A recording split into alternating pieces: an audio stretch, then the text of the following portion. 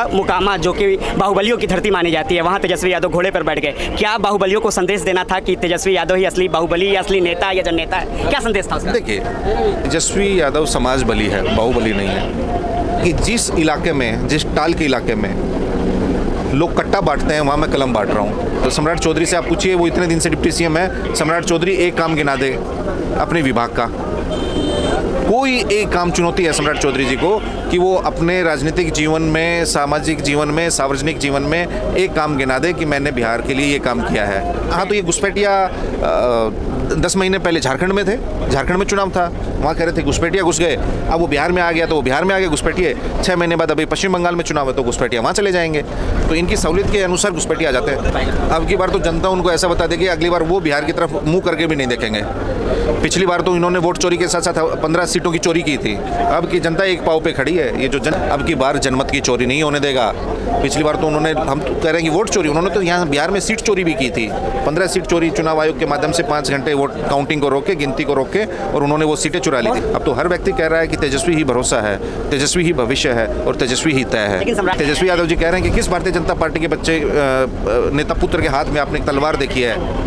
सब तो अपने बच्चों को विदेश पढ़ा रहे हैं, लेकिन कोई किंतु परंतु नहीं है। इसी महागठबंधन के जो घटक दल है, 2020 में भी हमारे घटक दल थे, 2020 में भी तेजस्वी यादव जी चेहरा थे और 2025 में भी रहेंगे। उसमें कोई इफ एंड बट नहीं है। नमस्कार। वोटर अधिकार यात्रा के बाद तेजस्वी यादव अब बिहार अधिकार यात्रा पर निकले हैं। लोगों का जन समर्थन मिल रहा है। रात के 11 बजे, 10:30-11 बजे हजारों की संख्या में लोग सड़कों पर खड़े हैं और लोग अपने नेता तेजस्वी यादव की एक झलक पाने के लिए, ऐसे हमारे साथ बातचीत करने के लिए राज्यसभा सांसद संजय यादव जी है। सर, पहले बहुत शुक्रिया। हम सबसे पहले आपसे ये जानना चाहेंगे कि इस यात्रा का मकसद क्या है? वोटर अधिकार यात्रा के बाद अब आप बिहार अधिकार यात्रा पे निकले। देखिए, वोटर अधिकार यात्रा के बाद कुछ जिले छूट गए थे, तो तेजस्वी जी ने डिसाइड किया कि हम उन जिलों को, क्योंकि वहाँ के कार्यकर्ता नेताओं की एक मांग थी कि इन जिलों में भी आप सर आइए, तो जन भावना का ख्याल करते हुए और उनका सम्मान करते हुए तेजस्वी जी ने ये वोटर अधिकार के बाद ये बिहार अधिकार यात्रा शुरू की। और ये अधिकार यात्रा है बिहार के 100% अधिकार को दिलाना। वो अधिकार क्या है? विकास के सभी पैमानों में बिहार पीछे है।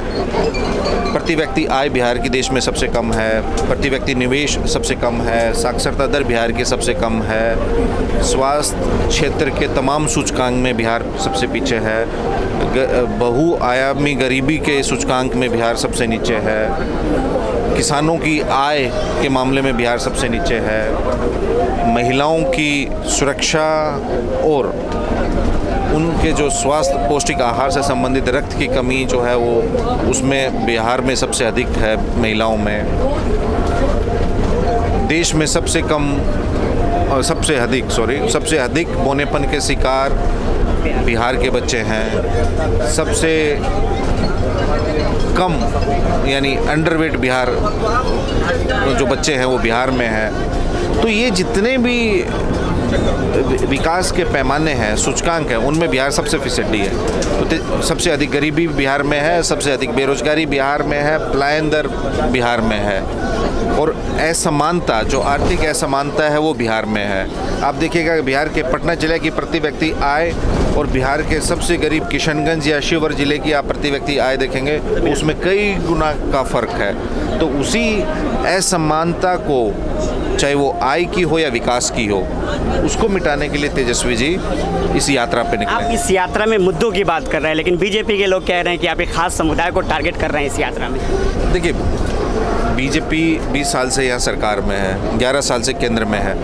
उनके पास कहने की अपनी कोई उपलब्धि नहीं है, बखान करने के लिए उनकी अपनी कोई ऐसी योजनाएं नहीं जो उन्होंने जनता के जन कल्याण के लिए की हो, जनहित में की हो।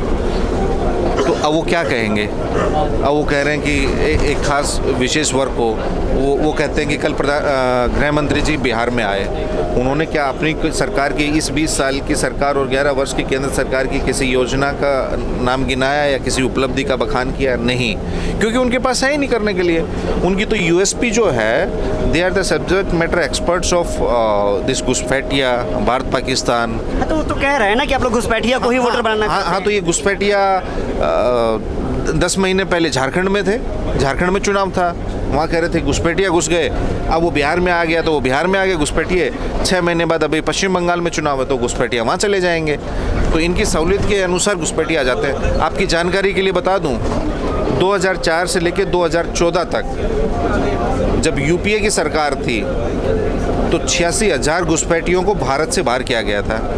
और इनकी 11 साल की सरकार है अमित शाह जी और नरेंद्र मोदी जी की, इन्होंने 3600 घुसपैठियों को मात्र बाहर किया है। ये खाली घुसपैठियों को और ध्रुवीकरण के नाम पे समाज का बंटवारा करते हैं, पोलराइज करते हैं और जन भावनाओं को भड़का के उन जन भावनाओं के साथ खेल के ये लोग वोटों की खेती करना चाहते हैं। लेकिन अब बिहार की जागरूक जनता सब समझ गई है इनके चाल को, रंग को, ढंग को, और इनका जो एक उद्देश्य है कि हम समाज में कैसे विघटन पैदा करें, उसको समझ गई है बिहार की जनता। अब बिहार की जनता वो आते हैं तो बोलते हैं कि बताइए प्रधानमंत्री जी और नरेंद्र मोदी जी, आपने बिहार के कितने 11 वर्ष में और इस 20 साल में बिहार के कितने युवाओं को नौकरी दी, कितने प्रतिशत आपने पलायन रोका, बिहार में कितने उद्योग धंधे लगाए, बिहार में आपने कितने निवेश किया और गुजरात में आपने कितना निवेश किया, वो आंकड़ा आप दीजिए। लेकिन इन सारे सवालों के बीच अमित शाह बेगूसराय में थे कल, वो कह रहे हैं बेगूसराय से कि इस बार बीजेपी को ऐसी बहुमत आएगी कि अगली बार तेजस्वी चुनाव लड़ने के लिए सोचेगा भी नहीं या हिम्मत नहीं कर पाएगा। अब की बार तो जनता उनको ऐसा बता देगी, अगली बार वो बिहार की तरफ मुंह करके भी नहीं देखेंगे। पिछली बार तो इन्होंने वोट चोरी के साथ साथ 15 सीटों की चोरी की थी। अब की जनता एक पाँव पे खड़ी है। ये जो जन सैलाब आप देख रहे हैं, ये जो जन उभार आप देख रहे हैं, उन लोगों ने तेजस्वी यादव जी में और महागठबंधन में अपनी आस्था प्रकट की है। ये जो जन विश्वास है अब की बार जनमत की चोरी नहीं होने देगा। पिछली बार तो उन्होंने, हम तो कह रहे हैं कि वोट चोरी, उन्होंने तो यहाँ बिहार में सीट चोरी भी की थी। 15 सीट चोरी चुनाव आयोग के माध्यम से 5 घंटे वोट काउंटिंग को रोके, गिनती को रोके, और उन्होंने वो सीटें चुरा ली। बहुत सारी सीटें 12 वोट। अब की बार जनता जागरूक है ना, आप देखिएगा। अगर चुनाव आयोग जो भाजपा का एक कोषांग बन गया है, एक प्रकोष्ठ बन गया है, वो एक कदम है तो हम 4 कदम आगे हैं। अब की बार ऐसा नहीं होगा, किसी प्रकार से, किसी रूप में बिहार में कोई चोरी नहीं होने दी जाएगी अब की बार। लेकिन आप लोग लगातार कह रहे हैं 17 साल में बहुत काम किया, 5 लाख रोजगार की बात कर रहे हैं। नीतीश कुमार कह रहे हैं मुखिया तो हम ही थे, कलमवा हम ही नहीं चला रहे थे, तेजस्वी तो बच्चा है। हाँ, तो मुखिया थे तो उनको 17 साल में ये नहीं पता था कि बिहार में कितने रिक्त पद हैं। 17 साल में उनको ये नहीं पता था कि इंफॉर्मेशन टेक्नोलॉजी डिपार्टमेंट में एक IT पॉलिसी भी बनानी है। 17 साल में उन्हें ये भी नहीं पता था कि खेल विभाग में स्पोर्ट्स पॉलिसी, खेल नीति भी बनानी है जिसमें मेडल लाओ, नौकरी पाओ। 17 साल में उनको ये भी नहीं पता था कि टूरिज्म पॉलिसी बनानी है कि जिसमें अधिक से अधिक पर्यटक आए। 17 साल में उनको ये भी नहीं पता था कि इतने शहरों में सीवरेज ट्रीटमेंट प्लांट बनाने हैं। इतना उनको 17 साल में ये भी नहीं पता था कि बिहार के स्वास्थ्य व्यवस्था, अस्पतालों में, प्राथमिक स्वास्थ्य केंद्रों में, जिला अस्पतालों में कुछ नहीं है। रेफरल पॉलिसी बनानी चाहिए, वो तेजस्वी जी ने बनाई। तो तेजस्वी जी ने जो स्वास्थ्य का हो, उनको ये भी नहीं पता था कि बिहार में 4 लाख शिक्षकों के पद रिक्त हैं। वो तो तेजस्वी जी ने मुद्दा उठाया, 2.5 लाख ऐसा शिक्षा विभाग था जिसको कम समय में इतने अधिक शिक्षकों की बहाली की। तो ये अगर उनको पता था तो क्यों नहीं किए? मुखिया थे तो क्यों नहीं किए? मतलब मेरा एक वाजिब और तार्किक सवाल है, जिसको कोई भी, चाहे वो जदयू या बीजेपी समर्थक हो, अगर इसको इनकार कर दे कि हाँ ये 17 महीनों में ये काम नहीं हुए जो कि 17 साल में हुए थे, या 17 साल में वो काम नहीं हुए थे जो 17 महीने में हुए, तो हम सिर्फ तथ्यात्मक बात कर रहे हैं, आंकड़ों की बात कर रहे हैं। हम सकारात्मक, प्रगतिशील, रचनात्मक राजनीति कर रहे हैं। तेजस्वी जी लोगों के जीवन में गुणात्मक परिवर्तन लाना चाहते हैं, और यही वजह है कि आज हर समाज, हर वर्ग के लोगों का उनमें भरोसा है।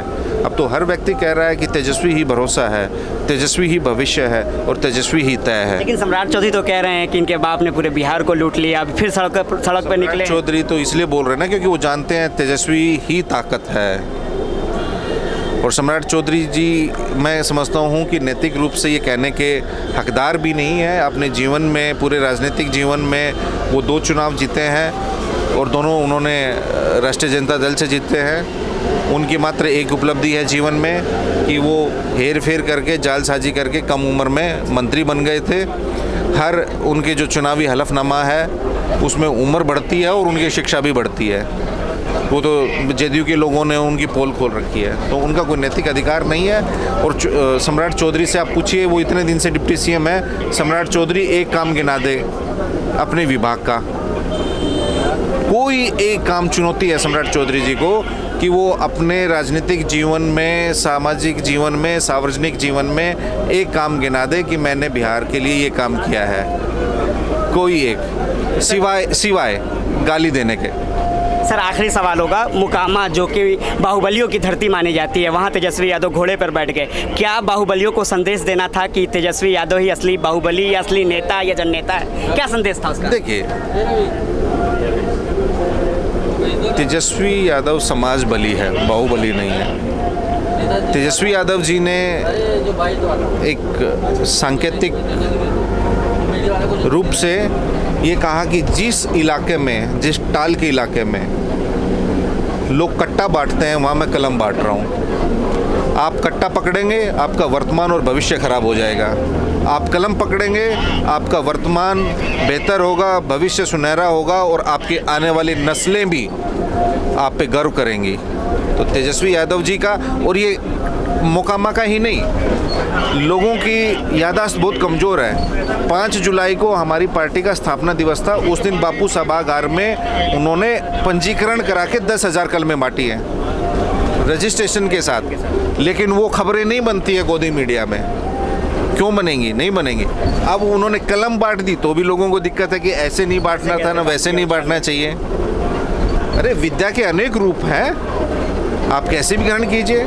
कल को तो ये लोग बोल रहे हैं कि नहीं, सारे जो बच्चे हैं सरकारी स्कूलों में ना जाएं, निजी स्कूलों में जाएं। तेजस्वी यादव जी क्यों गुणवत्तापूर्ण शिक्षा की बात कर रहे हैं? तो सांकेतिक रूप से उन्होंने एक जागृत किया है समाज को कि आप हथियार को छोड़िए और कलम को अपना हथियार बनाइए, तलवार को छोड़िए, कलम को पकड़िए।